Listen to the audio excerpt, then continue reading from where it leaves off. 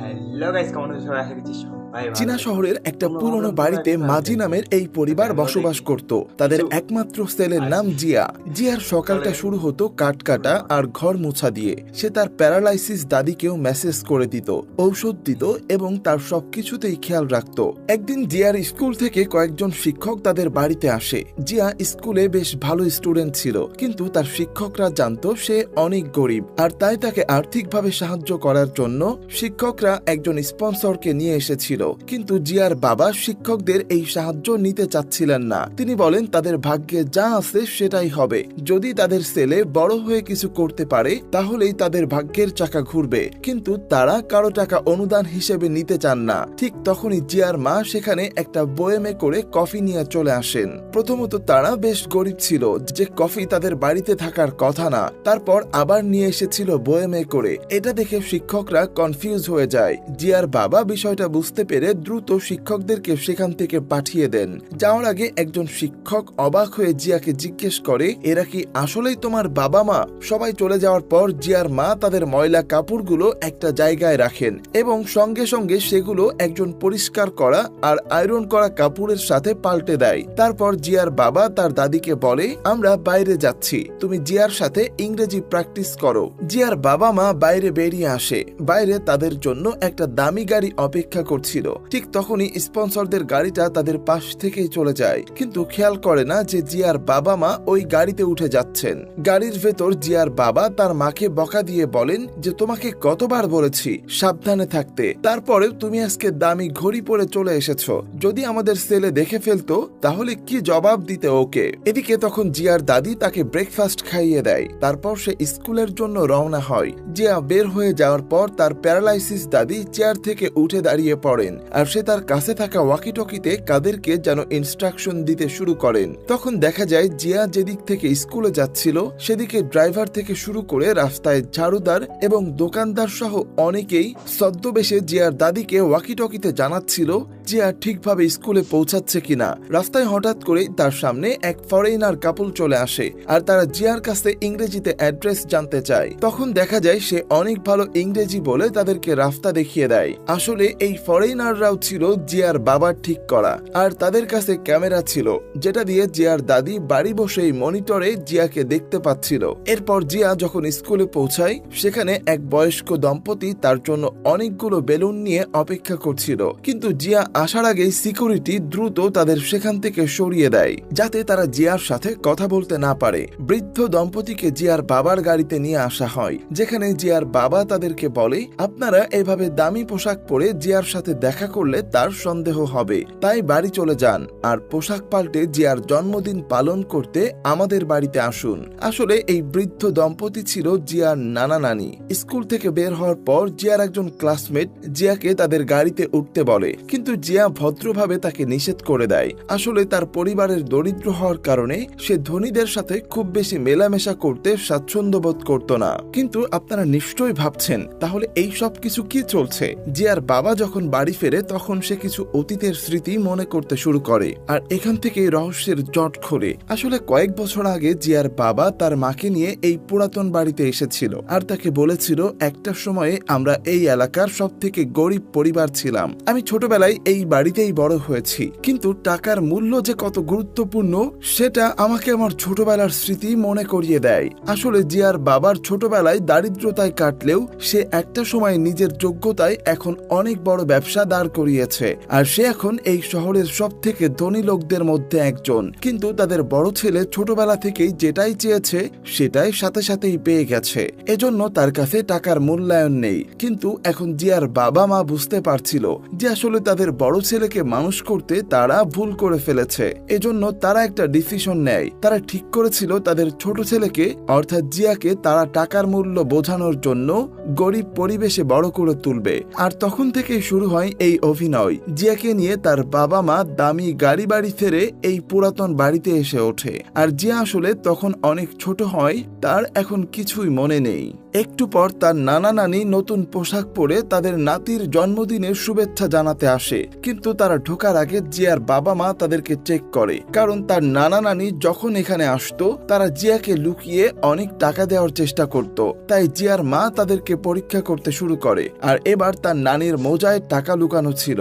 জিয়ার মা এটা দেখে তার নানিকে বলে, তোমাদেরকে কতবার নিষেধ করেছি, তারপরেও তোমরা আমার কথা শোনো না। এত কম বয়সে টাকার মুখ দেখলে জিয়া নষ্ট হয়ে যেতে পারে। এদিকে জিয়া বাড়ি ফিরে আসতে দেখে টেবিলের উপর একটা জন্মদিনের কেক তার জন্য অপেক্ষা করছিল। জিয়া প্রথম স্লাইডটি নিয়ে তার মায়ের গালে এবং দ্বিতীয়টি নানির মুখে দেয়, আর তখনই তার নানি ইমোশনাল হয়ে পুরনো দিনের কথা বলতে থাকে, যে কিভাবে ছোটবেলায় সে জিয়াকে অনেক দামি দোলনায় দোল খাওয়াতো, আর সেই সাথে সে তাকে সুইমিং পুলে নিয়ে সাঁতারও শেখাতো। কিন্তু তার নানি সব সত্যি কথা বলে দিচ্ছে দেখে জিয়ার বাবা তাকে কেকের টুকরা দিয়ে চুপ করিয়ে দেয়, কারণ আরেকটু হলে তার নানি জিয়াকে বলেই ফেলছিল যে তার বাবা অডেল সম্পত্তির মালিক। প্রতিবেশীরা এসে দাদিকে নিয়ে যায়, কিন্তু যাওয়ার আগে দাদা গোপনে তার চুল থেকে কিছু টাকা বের করে জিয়ার হাতে দেয়। কিন্তু সবাই চলে গেলে জিয়া সেই টাকা তার বাবার কাছে দিয়ে বলে, এটা আমাদের ফ্যামিলির সঞ্চয় বক্সে রেখে দাও। আর তখন জিয়ার বাবা তাকে জিজ্ঞেস করে, আচ্ছা তুমি কি জানো আমাদের পারিবারিক খরচ কত? জিয়া তখন খুব কনফিডেন্টলি তাদের পরিবারের সব মাসিক খরচ হিসাব করে বের করে ফেলে, আর সেলের এমন নির্ভুল হিসাব দেখে তার বাবা ঘোষণা করে আজ থেকে পরিবারের সব টাকা পয়সার হিসাব জিয়া করবে। সন্ধ্যায় পুরো পরিবার একসঙ্গে বই পড়ে, কিন্তু তার বাবা মায়ের বইগুলোর ভেতরে লুকানো ছিল স্মার্টফোন। পড়া শেষ হলে জিয়ার মা তার দাদির পা ধুয়ে দিচ্ছিল। আসলে এটা করে সে জিয়াকে বড়দের প্রতি সম্মান করার গুরুত্ব শেখাচ্ছিল। জিয়া ঘুমাতে যাওয়ার আগে সবাইকে বলে, কাল থেকে আমি বাজার করতে যাব, আর বাজারের টাকা বাঁচিয়ে আমার বাবার জন্য একটা জুতা কিনবো, কারণ তার একমাত্র জুতাটা নষ্ট হয়ে গেছে। জিয়া ঘুমিয়ে গেলে তার বাবা মা তাদের ঘরে চলে আসে, আর সেখানে তারা একটা আলমারিতে প্রবেশ করে, আর আসলে এখানে একটা এলিভেটর ছিল। সেটা দিয়ে তারা দুজন একটি আন্ডারগ্রাউন্ড অফিসে চলে যায়, আর দেখা যায় সেখানে একটা টিম জিয়ার পরিবারকে গরিব দেখানো আর সেই সাথে জিয়ার যেন কিছুতেই সন্দেহ না হয় সেই জন্য কাজ করে যাচ্ছে। জিয়ার বাবা অফিসের সবাইকে ধন্যবাদ জানিয়ে বললেন, তোমাদের কঠোর পরিশ্রমের জন্য আমরা আরো একটা সফল দিন পার করলাম, আর আজ আমার ছেলের জন্মদিন ভালোভাবে কাটার কারণে সবাইকে বোনাস দেওয়া হবে। বর্তমানে জিয়ার বাবা তাদের আন্ডারগ্রাউন্ড অফিসে দ্বিতীয় পর্বের অপারেশন সাকসেসর ঘোষণা করেন। আসলে এই অপারেশনের মাধ্যমে জিয়ার বাবা চাচ্ছিল তাকে একজন দক্ষ ব্যবসায়ীর মতো করে হিসাব শেখাতে। যেহেতু তার বাবার একটা বড় বিজনেস ছিল, সেজন্য সে চাইছিল জিয়া যেন ছোট থেকে বিজনেস মাইন্ডেড হয়ে গড়ে ওঠে, আর সেজন্য সে দোকানে বাজার করতে যেত।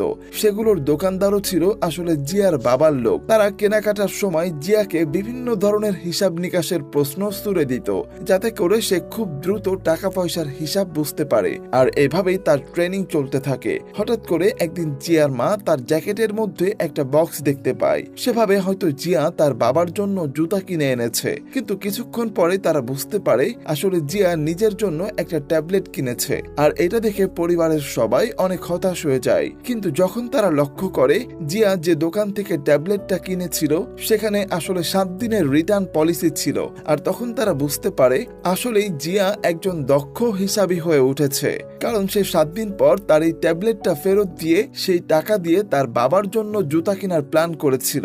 পরের দিন যখন জিয়ার বাবা তার কাজের জন্য বাইরে যাচ্ছিল, তখন জিয়া আবারও তার বাবার সেরা জুতোটা লক্ষ্য করে, আর তাই সে ওই দিনই তার ট্যাবলেটটা নিয়ে সেই দোকানে ফিরিয়ে দিতে চায়। কিন্তু দোকানদার তাকে বলে তার ট্যাবলেটে পানি লেগেছে, এজন্য এখন 7 দিনের রিটার্ন পলিসি আর কাজ করবে না। এটা শুনে হতাশ হয়ে জিয়া বাড়ির দিকে ফিরতে শুরু করে। আসলে সে যেভাবে প্ল্যান করেছিল সেভাবে পরিস্থিতি কাজ করেনি। কিন্তু বাড়ি ফেরার সময় তার মাথায় একটা বুদ্ধি আসে। সে দেখতে পায় আশেপাশে রাস্তায় অনেক প্লাস্টিকের বোতল আর ক্যান পড়ে আছে। এটা দেখে তার মাথায় একটা বুদ্ধি আসে, সেগুলো কালেক্ট করে বিক্রি করে কিছু টাকা আয় করতে পারবে। কিন্তু সে যখন রাস্তা থেকে এসব বোতলগুলো কুড়াচ্ছিল, তখন তার স্কুলের বন্ধুরা তাকে নিয়ে মজা করছিল। এটা দেখে জিয়ার মা অনেক কষ্ট পায় যে আজকে তার ছেলেকে রাস্তা থেকে অন্যের ফেলে দেওয়া জিনিস কুড়াতে হচ্ছে। হাজার হলেও তারা তো বাবা মা, তাই কষ্ট লাগাটাই স্বাভাবিক। কিন্তু তারপরেও জিয়ার বাবা মন শক্ত করে আর সে বলে জীবনে বড় হতে গেলে তাকে কঠিন পরিস্থিতির মধ্য দিয়ে অবশ্যই যেতে হবে। এরপর জিয়া যখন একটা দোকানে আসে তার বোতলগুলো বিক্রি করতে, সেখানে এসে সে দেখে দোকানদার ক্যাশ খোলা রেখে চলে গেছে। আর সামনে এতগুলো টাকা দেখে সে ধীরে ধীরে ক্যাশ বক্সের দিকে হাত বাড়ায়, কিন্তু সে টাকাগুলো না নিয়ে বরং হাত দিয়ে ক্যাশ বক্সটা বন্ধ করে দেয় আর দোকানদারকে এই বিষয়ে জানায়। দোকানদার জিয়ার কথা শুনে অনেক খুশি হয় আর এটা দেখে তার বাবা মা সহ টিমের সব লোক খুশিতে চিৎকার করে ওঠে, কারণ তারা আসলে জিয়াকে সঠিক শিক্ষা দিতে পারছিল। আর এরপর থেকে জিয়ার বাবার কিছু লোকেরা ইচ্ছা করে জিয়ার চলার পথে বেশি পরিমাণে বোতল আর ক্যান সরিয়ে রাখতে শুরু করে। আর সেদিন যখন জিয়া একটা ডাস্টবিন থেকে কিছু বোতল কুড়িয়ে নিচ্ছিল, হঠাৎ করে সেখানে একজন ফরেইনার চলে আসে আর সে তাকে তার সাথে লাঞ্চ করার জন্য ইনভাইট করে। জিয়া তার সাথে যেতে রাজি হয়। ফরেইনার লোকটা তাকে একটা বিশাল হোটেলে নিয়ে আসে আর সেখানে অনেক দামি খাবার অর্ডার করে। হোটেল রুমের মধ্যে আরেকজন লোক ছিল, সে জিয়াকে বলে আমি তোমার কাছ থেকে বোতলগুলো কিনে নিতে চাই, তুমি যদি রাজি থাকো তাহলে ফ্রেশ হয়ে আমার সাথে লাঞ্চ করতে পারো। আর তখন জিয়া তার এই অফারে খুশি হয়ে যায়। সে গোসল করছিল, এমন সময় সেই লোকটা তার কাছে এসে তার সাথে গল্প করতে শুরু করে। এদিকে তখন জিয়ার বাড়ির আন্ডারগ্রাউন্ড অফিসে সবাই জানতে পারে জিয়াকে একটা বিশাল হোটেলে নিয়ে যাওয়া হয়েছে। এটা শুনে জিয়ার বাবার সাথে বাকিরা দ্রুত সেই হোটেলে এসে পৌঁছায় আর এখানে সেই ফরেনার লোকটাকে ধরে ফেলে। কিছুক্ষণ পর জানা যায় আসলে যে লোকটা জিয়ার থেকে বোতলগুলো কিনতে চেয়েছিল সে আর কেউ না, জিয়ার বড় ভাই। জিয়ার মা বাবা সেখানে আসলে সে বলে আমি আমার ছোট ভাইকে মিস করছিলাম, এর জন্য আমি চাচ্ছিলাম তার সাথে কিছু সময় কাটাবো। কিন্তু এতে জিয়ার বাবা মোটেই খুশি হয় না আর সে তার বড় ছেলেকে ভবিষ্যতে এমন কাজ করতে নিষেধ করে। বাড়ি ফেরার পর পরিবারের সবাই জিয়ার ট্যাবলেট কেনার জন্য বকাবকি করছিল আর তখন জিয়ার বাবা বলে ঠিক আছে, আমি কিছু মনে করিনি, কিন্তু তুমি তোমার পরিবারকে কথা দিয়েছিলে আমার জন্য জুতা কিনবে, আর তাই পরিবারকে দেওয়া কথা তোমাকে অবশ্যই রাখতে হবে। তাই এখন ভাবো কিভাবে তুমি আরো বেশি বোতল সংগ্রহ করে সেগুলো বিক্রি করতে পারবে। বাবার কথা শুনে সারা রাত ভাবার পর জিয়া পরের দিন তার শহরে একটা খেলার মাঠে আসে আর সেখানে একটা ফুটবল ম্যাচে যখন সেই শহরের দল বাইরের টিমের কাছে হেরে যায়, তখন ভক্তরা রেগে গিয়ে তাদের দিকে পানির বোতল ছুড়তে শুরু করে আর মুহূর্তের মধ্যেই সেখানে চারিদিকে প্লাস্টিকের বোতলে ভরে যায়।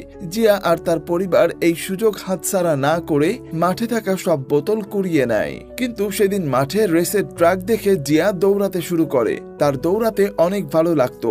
যাই হোক, অনেক প্লাস্টিকের বোতল বিক্রি করে পরের দিনই জিয়া তার বাবার জন্য নতুন জুতা কিনে আনে। কিছুদিন পর জিয়ার স্কুল থেকে তার স্পোর্টস টিচার জিয়াকে নিয়ে তাদের বাড়িতে আসে আর তার বাবা মাকে বলে জিয়া খেলাধুলায় অনেক ভালো আর তাই স্কুল থেকে তাকে দৌড় প্রতিযোগিতায় অংশগ্রহণ করতে বলা হয়েছে। জিয়া এটা শুনে অনেক খুশি ছিল, তাই সে সবার সামনেই তার টিচারকে হ্যাঁ বলে দেয়। কিন্তু জিয়ার বাবা তো চাচ্ছিল তার ছেলে বড় হয়ে তার ব্যবসা সামলাবে, কিন্তু সে যদি খেলাধুলা নিয়ে ব্যস্ত থাকে তাহলে অনেক কিছু শিখতে পারবে না। তাই সে একটা প্ল্যান করে। রাতে যখন জিয়া ঘুমাচ্ছিল তখন তার বাবা তার পায়ে একটা অবাস করা ইনজেকশন পুশ করে। পরের দিন সকালে যখন জিয়ার ঘুম ভাঙে সে বিছানা থেকে উঠতে গিয়ে সোজা হয়ে দাঁড়াতে পারছিল না আর তাই তার পরিবার দ্রুত তাকে একটা নকল ডাক্তারের কাছে নিয়ে আসে। ডাক্তার জিয়াকে বলে তোমার একটা বিরল রোগ হয়েছে, আজ থেকে তুমি দৌড় প্রতিযোগিতা করতে পারবে না। এটা শুনে জিয়ার অনেক মন খারাপ হয়, কিন্তু আসলে এসব কিছুই জিয়ার বাবার প্ল্যান অনুযায়ী হচ্ছিল। হাসপাতাল থেকে ফেরার পর জিয়া তার বাবাকে জিজ্ঞেস করে আচ্ছা বাবা, আমরা কি সবসময় গরিব থাকবো? তখন জিয়ার বাবা বলে যদি তুমি চেষ্টা করো তাহলে আমরা আমাদের ভাগ্য পাল্টাতে পারি। তুমি যদি ভালোভাবে পড়াশোনা করে ফিনান্সিয়াল বিশ্ববিদ্যালয়ে ভর্তি হতে পারো তাহলে তুমি খুব সহজেই নিজের জীবন বদলাতে পারবে, কারণ সেখান থেকে একবার বের হলে অনেক বড় বড় বিজনেসম্যান তোমার মতো হতে চাইবে আর তাদেরকে মতামত দেওয়ার মাধ্যমে তুমি অনেক টাকা ইনকাম করতে পারবে। আসলে জিয়ার বাবা চাইতো তার ছেলে একজন অর্থনীতিবিদ হোক। বাবার স্বপ্নের কথা শুনে জিয়া তার বাবাকে কথা দেয় আর বলে ঠিক আছে, আজ থেকে আমি মন দিয়ে পড়াশোনা করব আর বড় হয়ে ফিনান্সিয়াল ইউনিভার্সিটিতে ভর্তি হওয়ার চেষ্টা করব। এটা শুনে জিয়ার বাবা খুশি হয়ে তাকে একটা সাইকেল কিনে দেয় আর সাইকেল পাওয়ার পর জিয়া স্কুলে যাওয়ার সময় তার বান্ধবী ফেকে সাথে নিয়ে যেতে শুরু করে আর এভাবে কয়েক বছর কেটে যায়। জিয়া এখন অনেক বড় হয়ে গেছে, কিন্তু জিয়া এখনো তার বান্ধবীকে সাইকেলের পেছনে বসিয়ে স্কুলে নিয়ে যায় আর এটা দেখে তার বাবা কিছুটা চিন্তিত হয়ে পড়ে। যদিও তাদের দুজনের মধ্যে রোমান্টিক কোনো সম্পর্ক ছিল না, তাদের দুজনের একমাত্র একমাত্র মিল ছিল তারা দুজনেই গরিব। জিয়া যখন বাড়ি ফিরে আসে তখন প্রতিদিনই কেউ না কেউ সেখানে তাকে গণিতের বিষয়ে জটিল কিছু প্রশ্ন করে, আর জিয়াও তাদের সমস্যাগুলো খুব সহজেই সমাধান করে দেয়। এই সব কিছুই ছিল তার ট্রেনিং এর একটা অংশ। বাড়ি ঢোকার সময় জিয়া শুনতে পায় ভিতর থেকে তার বাবা মা নিজেদের মধ্যে কথা বলছে, আর সেখানে তারা বলছে আমরা জিয়াকে বিশ্ববিদ্যালয়ে পাঠাতে কত কষ্ট করছি, কিন্তু আসলে কি আমাদের ছেলে চান্স পাবে? এটা শুনে জিয়া বাড়িতে ঢুকেই পড়তে বসে। আসলে সে তার পরিবারের ভাগ্য পরিবর্তনের জন্য সর্বোচ্চ চেষ্টা করছে, যদিও তার এখনো খেলাধুলার প্রতি দুর্বলতা কাজ করত।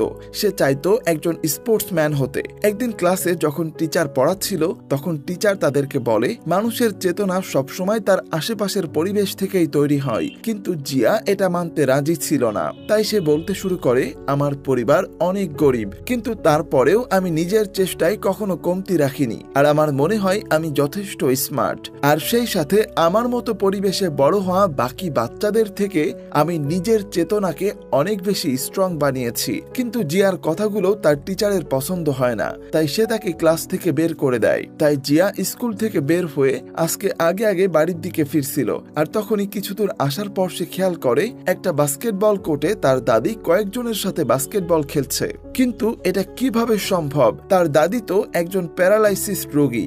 জিয়াকে দেখে তার দাদি অর্থাৎ ম্যাডাম লি সেখান থেকে দৌড়ে পালায়, আর পালানোর সময় তার একটা জুতা খুলে রাস্তায় থেকে যায়। জিয়া জুতাটা হাতে নিয়ে দ্রুত বাড়ি চলে আসে। বাড়িতে ঢুকে সে দেখে তার দাদি বিছানায় শুয়ে আছে। এরপর জিয়া তার মায়ের ঘরে ছুটে যায়, কিন্তু সেখানে তার মা ছিল না। তাই সে আবার দাদির কাছে ফিরে গিয়ে প্রশ্ন করে আমি ছোটবেলা থেকেই দেখছি তুমি হাঁটতে পারো না, তাহলে আজকে বাস্কেটবল খেলছিলে কিভাবে? আর ঠিক তখন জিয়ার মা তার রুম থেকে বাইরে বের হয়ে আসে। আসলে সে সেই সিক্রেট এলিভেটর ব্যবহার করে নিচের অফিস থেকে উপরে এসেছে, কিন্তু আসার আগে সে তার পোশাক পাল্টাতে ভুলে গেছে। আর তাই জিয়া তার মাকে এমন ধনীদের পোশাকে দেখে অনেক অবাক হয়ে যায়। জিয়া তার বাবার কাছে গিয়ে বিষয়টা জানায়, কিন্তু তার বাবা বলে হতে পারে তুমি অনেক বেশি পড়াশোনা করছো, এজন্য পড়াশোনার প্রেসারে তুমি ভুলভাল দেখতে শুরু করেছো। পরের দিন সকালে জিয়া জানতে পারে যে তার দাদি রাতের বেলা মারা গেছেন, আর তার বাস্কেটবল খেলা ছিল মৃত্যুর আগে তার মনের শেষ ইচ্ছা। কিন্তু আসলে ম্যাডাম লি মারা যায়নি। তাকে নিয়ে যেন জিয়ার মনে কোনো প্রশ্ন না জাগে, সেজন্য তাকে প্ল্যান করে সরিয়ে ফেলা হয়েছে। জিয়া যখন তার দাদির শেষ বিদায় অনুষ্ঠানে আসে, সেখানে তাকে দেখে বাকিরা হঠাৎ করে কাঁদতে শুরু করে। আর জিয়া গতদিন তার দাদির উপরে সন্দেহ করার জন্য বারবার তার লাশের সামনে মাপ চাইতে থাকে। আর জিয়ার এমন কান্না দেখে ম্যাডাম লিও নিজেকে সামলাতে পারছিল না। আর সেই ছোটবেলা থেকে এই পর্যন্ত জিয়াকে নিজের হাতে বড় করে তুলেছে, কিন্তু জিয়া যদি ম্যাডাম লিকে এভাবে কাঁদতে দেখে ফেলে তাহলে তো সবকিছু ফাঁস হয়ে যাবে। তাই দ্রুত সেখানে থাকা সবাই মিলে ম্যাডাম লিকে ভেতরে নিয়ে যায়, আর তারা দ্রুত তাদের দুজনকে আলাদা করে ফেলে। ম্যাডাম লি অনেক মন খারাপ করছিল এটা ভেবে যে সে হয়তো আর কখনো জিয়াকে দেখতে পারবে না। কিন্তু তখন জিয়ার বাবা এসে তাকে বলে আপনি চিন্তা করবেন না, জিয়া বিশ্ববিদ্যালয়ে চান্স পাওয়ার সাথে সাথেই আমরা তাকে এসব কিছু খুলে বলবো, আর তখন অবশ্যই আপনি তার সাথে দেখা করতে পারবেন। পরের দিন জিয়া তার বান্ধবী ফের সাথে দেখা করতে আসে, আর সেখানে এসে সে তার মনের সন্দেহের কথাগুলো ফের সাথে শেয়ার করতে শুরু করে। জিয়া বলে আমি কিছুতেই বুঝতে পারছি না আমার মা হঠাৎ করে এত দামি পোশাক আর গহনা পরে কোথা থেকে এসেছিল। ফে তখন মজা করে বলে হয়তো তোমার মা কারো সাথে প্রেম করে আর তার সাথে কোথাও লুকিয়েছিল, আর হয়তো সে তার জন্যই এভাবে সেজে গুজে থাকে। আর তুমি খেয়াল করে দেখো তোমার বাবার বয়সও অনেক। এরপর ফে আরো বলে আমি তো তোমার মাকে অন্য একজন লোকের সাথে একটা বাড়িতে ঢুকতে দেখেছি। এটা শুনে জিয়া দ্রুত সেই বাড়ির অ্যাড্রেস নিয়ে সেখানে রওনা দেয়। আসলে এই বাড়িটা ছিল জিয়াদের আসল বাড়ি। আর তখন বাড়ির ভেতরে জিয়ার বাবা মা তার বড় ভাইয়ের সাথে কথা বলছিল। জিয়ার বড় ভাই তাদের পারিবারিক বিজনেসে একটা পজিশন চাচ্ছিল, কিন্তু তার বাবা বলে তুমি ছোটবেলা থেকেই শুধু টাকা উড়িয়ে এসেছো, আর তাই তুমি টাকার মর্ম কখনোই বুঝবে না।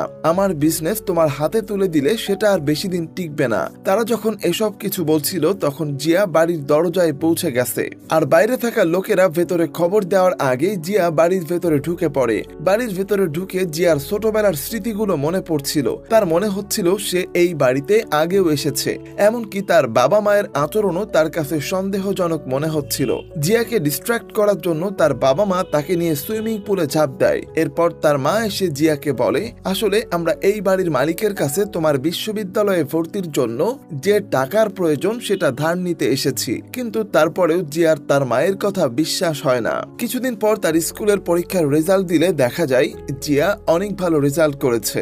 এরপর যেদিন বিশ্ববিদ্যালয় পরীক্ষার ডেট ছিল সেদিন তার বাবা মা পরীক্ষার হলের সামনেই তার জন্য অপেক্ষা করছিল, কিন্তু পরীক্ষা শেষ হয়ে যাওয়ার পরেও তারা জিয়াকে কোথাও খুঁজে পাচ্ছে না। তখন বাড়ি ফিরতেই তাদের একজন জিয়ার একটা ব্যাগ নিয়ে আসে, আর সেখানে তারা জিয়ার একটা ছবি খুঁজে পায়। ছবিটাতে জিয়ার মুখে টেপ পেঁচানো ছিল, আর সেখানে একটা চিঠিও ছিল যেখানে জিয়ার মুক্তিপণ হিসাবে বেশ কিছু টাকার কথা উল্লেখ করা ছিল। তখন টিমের একজন বলে, এই জায়গাটা কোথায় আমি চিনি। ব্যাস, আর দেরি কিসের, সবাই মিলে ছুটে যায় জিয়াকে উদ্ধার করতে। কিন্তু যখন সবাই বাড়ি থেকে বের হয়ে যাচ্ছিল তখন জিয়া ছাদের উপর দাঁড়িয়ে সবকিছু খেয়াল করছিল। আসলে সে বেশ কিছুদিন ধরেই তার বাবা মা সহ তার চারপাশে থাকা মানুষদের অদ্ভুত আচরণ খেয়াল করছিল। যেদিন সে তাদের আসল বাড়িতে গিয়েছিল আর তার বাবা তাকে সুইমিং পুলে ঠেলে ফেলে দেয়, সেদিন পুলের ভেতরে সে একটা হাঁসের ছবি দেখতে পায়। আর এটা দেখে তার স্পষ্ট মনে পড়ে সে যখন ছোট ছিল তখন একবার এই পুলে ডুবে যাচ্ছিল, এমন স্মৃতি তার মনে আছে। এছাড়াও সে খেয়াল করেছে তার মায়ের কানে প্রায় সময় কথা বলার জন্য সিক্রেট ডিভাইস থাকে, আর তার আশেপাশে থাকা সব মানুষরা সব সময় কথায় কথায় তাকে ফিনান্সিয়াল বিশ্ববিদ্যালয়ের কথা মনে করাতো। বাড়ি থেকে সবাই বের হয়ে গেলে জিয়া তার বাবা মায়ের রুমে আসে, আর সেখানে কিছুক্ষণ খোঁজাখুঁজি করার পরে সে আলমারির ভেতরে থাকা এলিভেটরটা পেয়ে যায়। এলিভেটর দিয়ে নিচের আন্ডারগ্রাউন্ড অফিসে আসলে সে দেখতে পায় এখানে রীতিমতো তাকে নিয়ে একটা গবেষণাগার বানানো হয়েছে, যেখানে তার ডায়েরি থেকে শুরু করে তার মুখের অঙ্গভঙ্গি সবকিছুই বিশ্লেষণ করা হতো। এমনকি তার ছোটবেলা থেকে এই পর্যন্ত তার জীবনে যারাই এসে তাকে কিছু শিখিয়েছে তাদের সবার ছবি নিচে বাধাই করে রাখা হয়েছিল। সেই সাথে সেখানে ম্যাডাম লিয়েরও একটা বিশাল ছবি টানানো ছিল। জিয়া যখনই সবকিছু অবাক হয়ে দেখছিল তখনই পেছন থেকে ম্যাডাম লি সেখানে এসে জিয়ার কাছে মাপ চায়। ততক্ষণে তাদের পুরো পরিবারও সেখানে পৌঁছে গেলে জিয়ার বাবা বুঝতে পারে জিয়া নিজের থেকেই সবকিছু জেনে গেছে। তখন জিয়া তাদেরকে জিজ্ঞেস করে, তোমরা আসলে কারা? কারণ তোমাদের ছবি তো ওই ওয়ালে টানানো নেই। তোমরা কি কোনো সায়েন্টিস্ট? আমাকে নিয়ে গবেষণা চালাচ্ছিলে? ছেলের মুখে এমন কথা শুনে তার মা কাঁদতে কাঁদতে জিয়াকে জড়িয়ে ধরে, আর জিয়ার বাবা তার কাছে এসে বলে, তুমি আসলে আমাদেরই সন্তান, আর তোমাকে একজন যোগ্য উত্তরাধিকারী বানানোর জন্যই আমরা এসব কিছু করেছিলাম। আমরা সব সময় তোমার ভালো চাই। কিন্তু জিয়া কোনো কথাই বলতে পারছিল না, কারণ তার চোখের সামনে শুধু ভাসছিল তার জীবনের কষ্টের কাটানো দিনগুলোর কথা। কিভাবে সে তার পরিবারকে ভালোবেসে তাদের ভাগ্য বদলানোর জন্য নিজের মনের সব শখ ত্যাগ করেছিল। জিয়ার বাবার কথায় জিয়া কোনো উত্তর দেয় না। সে শুধু বলে, আজ থেকে আমি আমার নিজের পথ নিজেই খুঁজে নিতে চাই। এটা বলে জিয়া সেখান থেকে বের হয়ে পড়ে। বাইরে বাচ্চারা খেলছিল, জিয়া সেখান থেকে দৌড়ে চলে যায়। তার বাবা মা তাকে কাঁদতে কাঁদতে দেখতে থাকে, কিন্তু ছেলেকে থামানোর মতো কোনো ভাষা তাদের কাছে ছিল না, কারণ তারা বুঝতে পারছিল ছেলেকে উত্তরাধিকারী বানাতে গিয়ে তারা তার জীবন থেকে অনেক কিছুই কেড়ে নিয়েছে। এদিকে তখন জিয়ার বড় ভাইকে দেখা যায় সে একটা বিশাল পাহাড় বেয়ে উপরে উঠছে। তার বাবা তার বিষয়ে কি ভাবে এতে এখন আর তার কিছুই যায় আসে না। সে তার বাকি জীবনটা ভ্রমণ করে কাটিয়ে দিতে চায়। আর তখন আমরা জিয়াকে দেখতে পাই জিয়া তার মনের ইচ্ছাকে প্রাধান্য দিয়ে এখন একজন রেসার হয়ে উঠেছে, আর তার বাবা মা বাড়িতে বসে টিভিতে তাদের ছেলেকে দেখছিল। কিন্তু তখন দেখা যায় দৌড়াতে দৌড়াতে হঠাৎ করে সামনে প্লাস্টিকের বোতল দেখে জিয়া সেগুলো তুলে খুশিতে দৌড়াতে শুরু করে। আসলে তার শিক্ষক হয়তো ঠিকই বলেছিল, মানুষের পরিবেশ তাদের চেতনাকে প্রভাবিত করে। আর বাংলায় একটা প্রবাদ আছে না, অভাবে স্বভাব নষ্ট। যাই হোক, আমাদের আজকের গল্পটা এখানেই শেষ হয়ে যায়। তবে এই গল্পটা আমাদেরকে অনেক কিছু শেখায়। শুধু যে অভাবে মানুষকে সফল হতে সাহায্য করে এটা একেবারেই ঠিক না, বরং একটা মানুষ যদি তার মনের ইচ্ছাকে প্রাধান্য দিয়ে সেটা নিয়েই কাজ করে তাহলে সেখানে তার সফলতার চান্স অনেক বেশি। আপনাদের কার কাছে গল্পটা কেমন লেগেছে অবশ্যই কমেন্ট করে জানাবেন। আর এই গল্পটা থেকে পার্সোনালি আপনি কি শিখলেন সেটাও জানাতে ভুলবেন না। আমাদের গত ভিডিওটা আরাফাত রহমান ভাই দেখেছেন নোয়াখালী থেকে, পর্তুগাল থেকে দেখেছেন তুহিন ভাই, সেই সাথে গাজীপুর থেকে আমাদের ভিডিও দেখেছেন ফিরোজ ভাই। আপনাদের সবার প্রতি অনেক অনেক ভালোবাসা রইল। আপনি কোথা থেকে ভিডিওটা দেখছেন সেটা আমাকে কমেন্ট করে জানাতে পারেন। আবারও ফিরবো ভিন্ন ধর্মী কোনো গল্প নিয়ে। ততক্ষণ পর্যন্ত আল্লাহ হাফেজ।